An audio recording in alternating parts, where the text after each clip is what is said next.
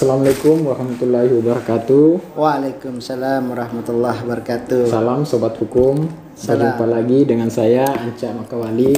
Jadi pada kesempatan video kali ini saya sudah ditemani dengan Pak Kiai Muda, Pak Kawakib. Jangan bilang Pak Kiai Muda lah. Kalau Pak Kiai itu istrinya harus dua. Oh gitu ya. Siap. Jadi beliau ini seorang dosen di bidang hukum Islam ya. Ya, jadi sengaja saya mengundang beliau lagi untuk membahas terkait persoalan pesulap merah dengan Gus Samsudin ya. Sebenarnya ini kasus sudah bergulir, tapi sampai sekarang masih jadi trending ya, perbincangan di khalayak.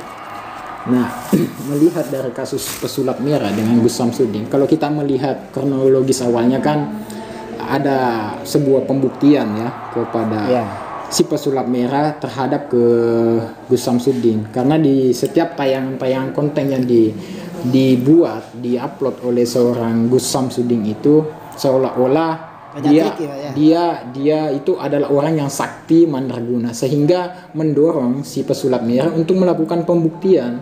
Karena jangan sampai dia berpikirnya begini, bahwa jangan sampai apa yang dilakukan si Gus Samsudin, jangan sampai ini tujuannya mungkin maksudnya mau menyelamatkan orang, menyembuhkan orang, tetapi ternyata berkedok paranormal, tetapi ternyata merugikan atau melakukan yang dalam tanda kutip ya menipu begitu. Nah, melihat dari kasus ini, Pak Kawatib itu menyikapinya seperti bagaimana dalam persoalan pesulap merah dengan Gus Samsudin?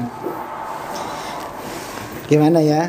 Kalau saya lihat dari aspek apa yang dilakukan Pak Samsudin itu, memang dari kronologis pertama dia itu adalah orang biasa, dan juga kalau saya lihat dari beberapa media bahwa dia itu orangnya pertama orang memang tidak punya, sehingga dia itu pernah berguru katanya di satu pesantren. Gus Samsudinnya Gus Samsudinnya berguru sehingga tidak sampai bertahun-tahun bergurunya ada di pesantren, hanya berapa bulan.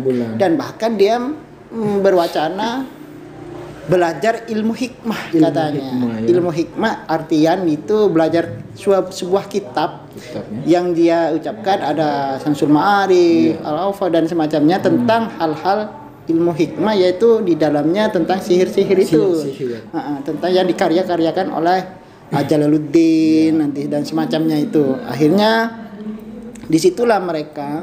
Di sisi lain, karena kehidupan perekonomiannya itu agak lama, semakin perekonomian waktu itu masih di bawah lah. Akhirnya bagaimana dia itu awalnya punya skill.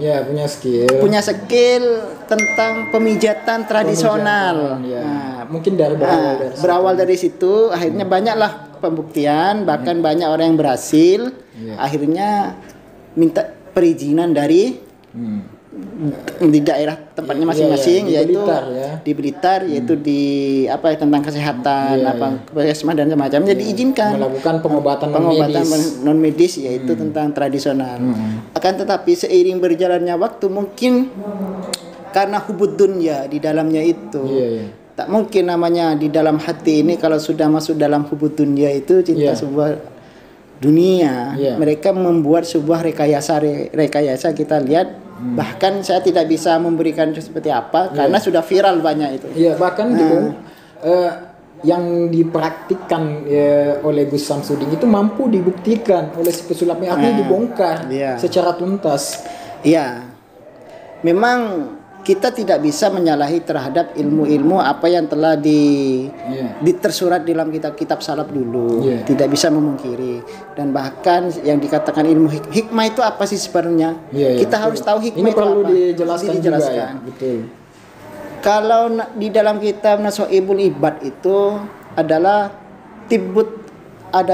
hukum ilmu hikmah itu adalah tibbun liqalbi ila tariqillah, di situ. Artinya pengobatan hati untuk menuju kepada Allah. Artinya itu mencintai kepada Allah dengan sesuatu hal-hal yang dia istiqomahkan perbuatan agar supaya menuju kepada Allah dan keriduannya, kan di situ. Di dalam sebuah kitab saya pernah baca seperti itu. Yang dikatakan hikmah, sehingga orang-orang hikmah itu timbullah sebuah ilmu-ilmu tersebut di situ. di situ. Bukan tujuannya yang sekarang ini itu Ya, lain. makanya itu. saya mau minta pandangannya Pak Kiai ini, apakah yang dilakukan oleh Gus Samsudin itu sudah benar, sudah tepat atau salah? Ya kalau menurut saya sih ya, sangat keliru sekali ya. Keliru ya. Keliru. Di sisi lain kelirunya itu adanya trik di situ. Iya, Adanya trik. Seumpama adanya pengobatan dengan bacaan-bacaan lafaz-lafaz selawat, bacaan Al-Qur'an itu tidak disalahkan. Tidak disalahkan, tetapi adanya trik-trik untuk penipuan itu memang disalahkan. Bahkan sampai melakukan penjualan objek yang dijual itu dengan harga yang mungkin agak ditarif fantastis ya. Ya itu dikarenakan hubud dunianya itu ada masuk di sana. Sehingga tidak lepas dari hal yang sifat basyariah manusia kan gitu. Bahkan itu bisa dibuktikan juga oleh si Marcel atau lebih akrab kita kenal pesulap merah ya. Kan dibuktikan bahwa benda-benda objek yang dijual itu sebenarnya ya ada, mohon maaf saja ya, mungkin di sini bukan maksud menyudutkan siapapun ya, atau membela atau mendukung siapapun, tapi di sini tujuannya bagaimana kita berpandangan yang baik positif yang lah baik ya. Jadi bahkan dia bisa buktikan di mana beli objek-objek yang dijual itu. Ini yang saya bahkan di pasar-pasar banyak itu Pak. 5.000 di Shopee ada juga banyak tuh. Mempraktekkan panca cuma mempraktekkan seperti itu bisa kok. Bisa. Tetapi kalau di dalam ilmu ilmu gaib memang ada ya Pak. Kalau tentang ilmu gaib sebenarnya ilmu gaib itu ada. Ada. Sehingga alimul ghaibi alimul ghaibi wa syahadah di situ. Artinya Allah yang maha tahu tentang hal-hal yang gaib. Artinya kita percaya yang begitu. Percaya. Karena Allah menciptakan makhluk ini ada dua, bersifat jin dan manusia di situ. Seperti begitu ya, Pak. Iya. Nah, begini ya, yang saya pertanyakan lagi dengan tindakan atau yang dilakukan oleh Bang Marcel atau pesulap merah ini, apakah sudah tepat dengan cara langsung ke lapangan, ingin melakukan pembuktian, bahkan sampai di sebuah kontennya itu mengatakan bahwa dukun itu kalau bukan menipu ya cabul. Iya. Mungkin bisa dilihat dari pandangan spiritual gimana. Kalau menurut saya pribadi apa yang dilakukan Mas Marcel pesulap merah itu ada benarnya. Ada benarnya. Tetapi ada juga hal yang tidak benar. Ada juga. Sebab begini, karena beliau itu adalah orang yang sudah kompetensi di bidang pesulap. Nah, memang betul dia membongkar terhadap trik-trik dukun. Kalau ndak nipu, cabul. Memang banyak kenyataan seperti itu di lapangan. Dia kan tidak menyampaikan dukun si A, si B, dukun ini ya. Ini istilahnya abstrak masih ya. Istilahnya tidak menentukan siapa dukunnya, dukunnya, tapi intinya dukun gitu. Ya. Karena di dalam ucapannya Imam Nawawi di dalam kitabnya itu dukun itu kan dibagi tiga. Iya. Ada dukun, istilah dukun itu adalah salah satu orang yang memiliki kemampuan untuk mengobati seseorang, untuk menyembuhkan dengan cara bantuan. Bantuan siapa? Bantuan jin dan semacamnya. Ada seperti itu. Bahkan di Indonesia ini, di daerah-daerah kita banyak seperti itu. Bahkan dengan beberapa muhadalah ahli muhadalah itu orang-orang yang istiqomah dalam melakukan wiritan dan semacam itu pasti memiliki pendamping. Disitulah dengan membaca bisa disembuhkan dengan sebuah keyakinan di situ. Yang kedua itu adalah ada dukun, istilahnya dukun adalah orang yang memiliki kemampuan untuk meramal suatu kejadian yang gaib yang belum tentu bisa terjadi dengan bantuan-bantuan juga, dengan bantuan-bantuan di situ ya. Ada peramal, ada pengobatan, beda ya antara peramal dengan pengobatan beda. Yang ketiga itu tentang dukun itu ilmu nujum istilahnya. ilmu nujum itu ya istilahnya hitung-hitungan, primbon dan semacamnya itu. Inilah yang sebenarnya jadi pemicu ya. Sebenarnya pemicu awalnya sebenarnya persoalan perselisihan antara si pesulap merah dengan si Gus Samsudin. Akhirnya muncul persoalan baru lagi, persoalan dengan baru banyak, komunitas asosiasi Indonesia tersinggung dengan apa yang disampaikan oleh si Marcel. Tapi mungkin nanti kita akan bahas di video berikutnya. Tapi begini dari saya, bahwa ilmu kekebalan pasti ada. Tetapi ilmu kekebalan ada saling menantang sudah ya. Tapi ilmu kekebalan, ilmu santet itu ada dengan cara sesuatu hal-hal yang pada tempatnya. Tidak menyebarkan sampai ke media sosial, ditontonkan, tidak seperti itu. Betul ya. Ada di seolah-olah waktu-waktu yang tertentu itu, seperti waktu-waktu tertentu itu adalah masa-masa perang. Dan ingat Jenderal Sudirman? Jenderal Sudirman itu sudah ditembak berapa kali oleh tentara Belanda dan Jepang. Mana? Kan itu kan membuktikan itu bahwa beliau itu kehendak kita, makanya di situ. Di situ.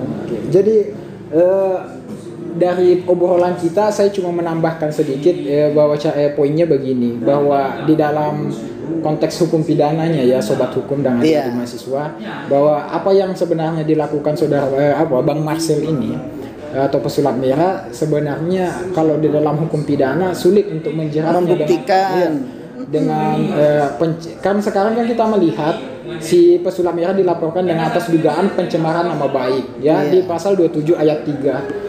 Tetapi menurut saya itu sulit ya, karena apa yang dilakukan oleh Bang Marcel ini hasil dari apa yang dia amati secara mendalam sehingga dia turun di lapangan untuk melakukan pembuktian, bukan sebuah tantangan. Beda menurut saya, pandangan saya secara pribadi, tantangan dan pembuktian itu berbeda. Pembuktian itu bagaimana Anda membuktikan yang Anda tampilkan di kanal YouTube Anda harus membuktikan di depan seseorang, di depan publik bahwa benar saya ini sakti. Sekalipun ya Gus Samsudin tidak pernah menyatakan dirinya sakti, tetapi berbanding terbalik dengan apa yang ditampilkan di channel YouTube-nya, seolah-olah dia orang adalah yang paling hebat, yang sakti. Nah inilah tujuan Marcel, artinya tujuan maksudnya itu sebenarnya baik, hanya untuk melakukan pembuktian. Apakah memang dia sakti? Kalau sakti oke. Masyarakat malah lebih mendukung, lebih banyak yang percaya lagi dengan pembuktiannya Beda kalau tantangan itu bagaimana hal yang mungkin belum pernah dilakukan Gus Samsudin harus dilakukan. Itu mungkin challenge, tantangan bagi saya. Jadi kalau mau dilaporkan secara hukum pidana ya mungkin sulit ya, karena ini sudah hal yang fakta dan tidak mampu dibuktikan oleh pesulap merah. Namun ini juga masih, kalau kita melihat kasusnya kan masih dalam proses penyelidikan ya, belum pembuktian seperti apa kan gitu. Laporan yang dilakukan Gus Samsudin juga belum kita baca di beberapa media juga belum cukup bukti ya untuk menjerat si pesulap merah ini. Jadi obrolan kita cukup ya, nanti kita akan bahas lagi lah, lebih mendalam lagi kita akan saya akan nanti membawa dalilnya kitabnya mungkin ya. Di situ ada banyak wacana-wacana tentang hal-hal gaib, tentang dukun, bahwa ada Qodin, ada Araf di situ. Qodin itu adalah orang perdukunan, Al-Araf adalah orang yang mengaku sakti padahal dia itu tidak sakti. Makanya dibahas di situ Imam Nawawi. Pesan terakhirnya bisa disampaikan untuk sobat hukum dan adik. Terima kasih. Pesan saya adalah menanggapi hal yang media yang viral sekarang ini, jangan terlalu diambil, artinya setiap kejadian itu ambil hikmahnya saja.